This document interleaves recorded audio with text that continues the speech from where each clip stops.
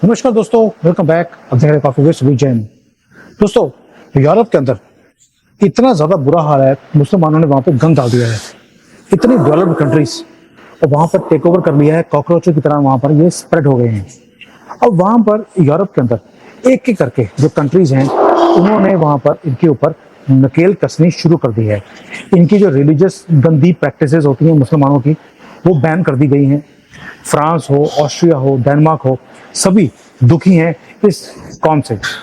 अब हो क्या रहा है, बड़ी मजेदार चीज है और ये कहीं ना कहीं भारत को भी करना पड़ेगा अगर अपने आप को बचाना है। और सारा मुस्लिम वर्ल्ड में जो सारा इनका खलीफा बनता है तुर्की है, उसने आवाज उठाई है कि यूरोप की कंट्रीज एक एक करके जो क्राइम्स हैं मुसलमानों के ऊपर कर रही हैं, यानी कि क्राइम मुसलमान करते हैं, वहां पर इन्होंने विक्टिम कार्ड खेलना शुरू कर दिया। और जो यूरोपियन कंट्रीज हैं, उन्होंने इस्लामोफोबिया को लीगलाइज करना शुरू कर दिया है कि ये एक गंदी कौम है, इनके ऊपर लॉज बनाने चाहिए, इनको बैन करना चाहिए, इनकी रिलीजियस प्रैक्टिसेस को लिमिट करना चाहिए। भाई वही जो चाकू चलाने का इनका काम है, लड़कियां गवाह करना है, रेप करने हैं, वो इनको नहीं अलाउ की जाएंगी, ये बोलकर कि धर्म में अलाउ होता है। अब आप देखिए, हर कंट्री, हर एक जो यूरोप की कंट्री है, एक एक करके हर एक साल एक नई कंट्री बन जाती है। नए नए प्लान्स बनाए जा रहे हैं कि इनका कंट्रोल कैसे किया जाए। लॉज बनाने के बाद भी ये वहां पर हट नहीं रहे। अभी ओलंपिक्स में आपने देखा है, वहां पर ट्रेनों को उड़ा दिया गया, ब्लॉक कर दिया, ट्रेन चलने नहीं दी और लाखों लोग गेम्स के अंदर जा नहीं सके। पूरी कंट्री को तबाह कर दिया इन्होंने। और ये क्या बोलते हैं, हम तो बड़ी ही पीसफुल कम्युनिटी हैं, हम तो ये कोई काम करते नहीं ऐसे गलत काम। ये तो बिना बात के ना सोशल मीडिया पे हमारे खिलाफ ये बातें बोली जाती हैं। इसलिए अब क्या हो रहा है, जो ये मिनारतें बनाती हैं अपने, वही जो कब्रिस्तान बना देते हैं वो बैन कर दिए, मस्जिदें इनकी बैन कर दी गई, हिजाब बैन कर दिया, बुर्का बैन कर दिया। ये सारी रेगुलेशंस यूरोप करता जा रहा है और ये नॉर्मल चीज हो गई है यूरोप में इनके ऊपर बैन लगाना। लोग भी गवर्नमेंट के साथ हैं। क्या भारत को ये काम नहीं करने चाहिए? मैं बार बार अपनी वीडियोस में बोलता हूँ, मोदी जी ये जानवर हैं, इनके साथ जैसे जानवर के साथ सलूक किया जाता है वैसा ही करना पड़ेगा। यूरोप ने करना शुरू कर दिया जब उनके वहां पर आग लगी है। हमारे यहाँ तो हमेशा ही आग लगी रही, तो भी आप धर्म जो होते हैं वो युधिष्ठिर बने हुए हैं या पुरुषोत्तम राम बनने की कोशिश करते हो। तो भाई इस्लामोफोबिया एक बीमारी है, ये यूरोप को समझ आ गया, उन्होंने इसको लीगलाइज कर दिया है। अब वो आपको हमेशा ही तंज कसते थे कि आपने भारत के अंदर इनके खिलाफ, मुसलमानों के खिलाफ बड़े गलत काम कर रहे हैं आप इनको दबा के रखा है, इनको आप इन्हें फ्री पास नहीं देते कि गवर्नमेंट की जगह है कब्जे कर लो, हिंदुओं को डरा कर भगा दो, उनके घरों को कब्जा कर लो, लड़कियां उठा के ले जाओ। आपने ना इनका जीना हराम किया है, आप इन्हें अलाउ नहीं कर रहे ये सारे काम करने के लिए। और जिस धंधे में वो एंटर कर जाते हैं तो उसके अंदर तो किसी और को एंटर करने ही नहीं देते मुसलमान। आपने ना इसलिए जो है बड़ा तंग किया हुआ इनको। अभी वो खुद तंग है, इनको तंग कर रहे हैं और आपको लेक्चर देते हैं। यहीं तक नहीं है दोस्तों, तो यूरोप के अंदर तो ये हालत है आज की डेट में कि इनकी जो एनजीओ थी मुसलमानों की, वो भी बैन कर दी हैं, क्योंकि वहां पर ये पैसे आते थे बाहर की कंट्री से और इनके कंट्री में वो दंगे करवाने के लिए यूज किए जाते थे थ्रू मदरसास, थ्रू मस्जिद, जहाँ पे इनके वो मौलवी, वही जो लड़कियों को नहीं लड़कों को भी छेड़ते नहीं, छोड़ते नहीं है, दिन रात उनको भी यूज करते हैं। तो वो मौलवी जो है वहां पर यही काम सिखाते थे लड़कों को और अपनी कौम को कि भैया टेक ओवर करना है उन्हें। भारत में भी ये कुछ हो रहा है। जब उन्होंने बैन लगा दिया तो ਤੁਹਾਨੂੰ की है जी मोदी जी, आप भी करो, आपको तो आज मौका है, this is the perfect time. वो तंग है अमेरिका में, बाइडन कह दिया, ट्रम्प जो है, ट्रम्प का जो वाइस प्रेसिडेंट कैंडिडेट है, उसने तो इवन यहाँ तक डिक्लेयर कर दिया है कि यूके इस्लामिक कंट्री बन चुका है। ये यूके की अपनी गंदी पॉलिसीज के कारण ये काम हुआ है, हम अमेरिका को ऐसा नहीं होने देंगे। उन्होंने तो ओपनली बोलना शुरू कर दिया। आप अभी भी दबी आवाज में भी बोलना नहीं शुरू करते, अभी भी वही स्यापा, सबका साथ सबका विकास नहीं होगा। ये ना तो आपका, ना कंट्री का, ना हमारा, ये किसी का विकास देख ही नहीं सकते। और अच्छा हुआ योगी जी ने विकास दुबे पकड़ा था, विकास को ही गोली मार दी कि ना होगा विकास ना सबका, इसलिए गोली मार दो। और वही फॉर्मूला चाहिए। यूरोप भी इस वक्त फुल मोड में है इन रेफ्यूजीज को बंद करने के लिए। इस्लामिक कंट्री से कोई भी रेफ्यूजी यूरोप में आता है, उन्होंने बैन कर दिया। भाई अगर उन्होंने बैन कर दिया, पोलैंड सबसे बड़ी कंट्री है जो किसी भी टोपी वाले को अपने कंट्री में आने नहीं देती, लेकिन जो यूक्रेन के लोग आ रहे थे उन्होंने मिलियंस ऑफ रेफ्यूजीज को एक्सेप्ट कर लिया। जर्मनी था, फ्रांस था, पोलैंड था, सबने एक्सेप्ट किया है, लेकिन इन कॉकरोचों को आने नहीं देते। और इसको मीडिया के अंदर पूरी तरह से कवरेज भी मिल रही है, यूरोप के अंदर भी, यूएस के अंदर भी, कि भाई यूक्रेन के जो रेफ्यूजीज हैं बाहें खोलकर एक्सेप्टेड है, लेकिन इनके कंट्री से नहीं। दूसरी बात, और भाई सिर्फ यूरोप ही नहीं है मोदी जी, जो मुस्लिम वर्ल्ड की कंट्रीज हैं जैसे सऊदी अरेबिया, मिडिल ईस्ट, वो भी इनको जानवरों को लेती नहीं है, वो भी धक्के मार के बाहर निकाल रहे हैं। वो कहते हैं मुसलमान है ही नहीं, ये तो हमारे लिए कुत्तों की बराबर है, क्योंकि ये तो दूसरी जो कम्युनिटीज हैं उनसे कन्वर्ट होकर ये मुसलमान बने थे, ये तो जानवरों की तरह है। भाई मुस्लिम वर्ल्ड ने इनको जानवर बोलना शुरू कर दिया, आप अभी भी इंसानों की तरह इनसे डील कर रहे हैं, मुझे समझ नहीं आ रही। और ये लोग जो हैं ये सिर्फ कब्जे कर सकते हैं, मेहनत से तो काम नहीं कर सकते। ऑनलाइन जितने फ्रॉड होंगे ये लोग करेंगे, धोखाधड़ी ये करते हैं, अल्लाह की झूठी कस्में खाकर ये हर रोज कस्में खाते हैं और अल्लाह को रोज मार देते हैं। ये तो उस कौम से बिलोंग करते हैं। और जो आप कभी भी आपने जीसस की या राम की या शिव की झूठी कसम खाते हुए किसी को नहीं सुना होगा, क्योंकि हमें अपने इश्क से प्यार होता है, इन्हें तो प्यार ही नहीं है, इसीलिए झूठी कसम खाते हैं कि मर भी जाएगा अल्लाह तो क्या फर्क पड़ता है, पैसे तो जेब में आ गए। क्योंकि इनका जो भगवान है वो पैसा ही है, वो कब्जे की हुई जमीनें हैं। इसलिए जो ये सारे नेगेटिव सेंटिमेंट्स पूरे दुनिया में मुसलमानों के खिलाफ अभी उजागर हुए हैं, इसको यूज कीजिए। अगर इसको अब यूज नहीं किया तो कब करेंगे? तो चाइना को देख लो, यहाँ पे जो चैन है, अमन है, शांति है, मैं बता नहीं सकता हूँ। क्यों? यहाँ पे टोपी वाला आपको दिखता ही नहीं है। तो फिर 4-5 को तो डिपोर्ट मैंने करवा दिया। यहाँ पर यूनिवर्सिटी में पढ़ने आते थे, वहाँ पे लड़कियों को वो छेड़ते थे, मैंने भी यूनिवर्सिटी में बोलकर बोल दिया इनको डिपोर्ट करो, ये जिहादी यही कुछ करेंगे, आपकी अगली नस्लें भी खराब कर देंगे। डिपोर्ट करा दिया।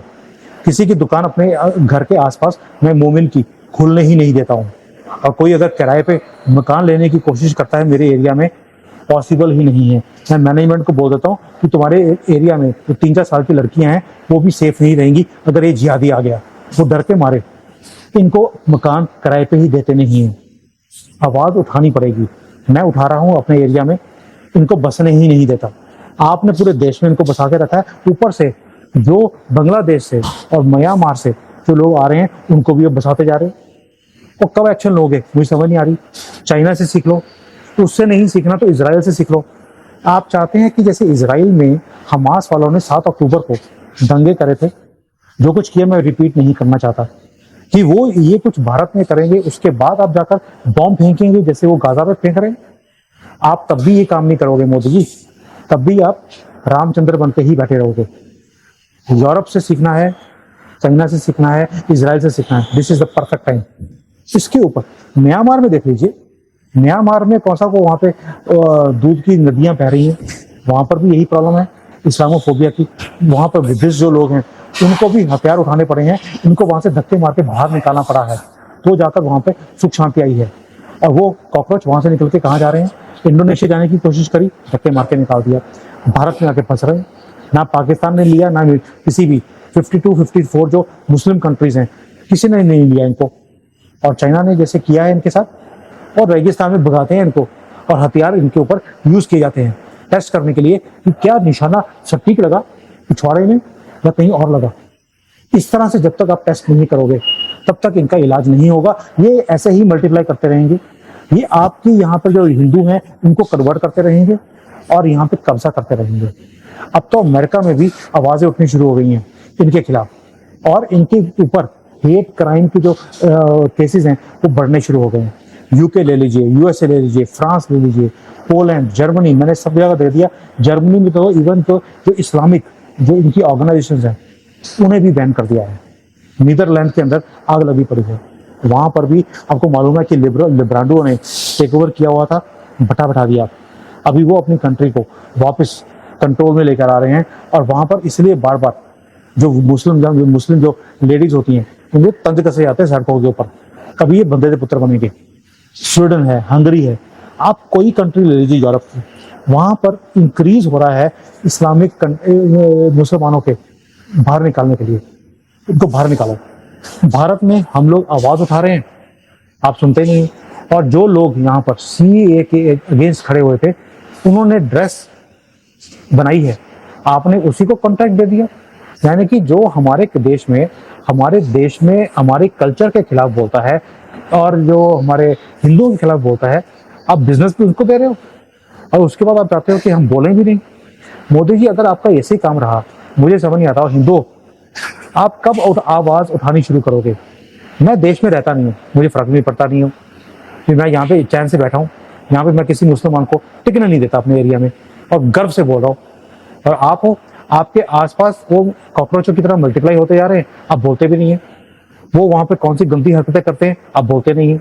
ना आप बोलते हैं, ना सोशल मीडिया पे कुछ बोलते हैं, ना गवर्नमेंट को हिलाते हैं, ना अपने एरिया के एमपी को, एमएलए को कुछ बोलते हैं। अगर ऐसे ही चुप करके बैठना है तो फिर आपके आपके आंखों के सामने आपका कंट्री आपके हाथों से निकल जाएगा, जिस तरह से यूके अभी उनके हाथों से निकल गया। तो अभी क्वीन को बुर्का डालने की बात कर रहे हैं ये लोग, और जो उसका बकिंगम पैलेस है उसको इन्होंने मस्जिद में कन्वर्ट करने की इन्होंने ऑलरेडी पेशकश दे दी है। कोर्ट में ऑलरेडी इन्होंने अपने जजेस बिठा दिए, लॉ मंत्री इनका अपना है और ये पास भी करवा लेंगे। क्या वो वाली नौबत भारत में आएगी उसके बाद आप जागोगे? तो किसी की गलती से सीख लो, हिंदुओं आपसे भी और मोदी जी आपसे तो पर्टिकुलरली। ये आखिरी गुजारिश है, 3 बार आपको चांस दे दिया कि अब करोगे, अब करोगे, अब करोगे, इस गंदी कौम को आप सीधा करोगे, इनका पेस्ट कंट्रोल आप करोगे।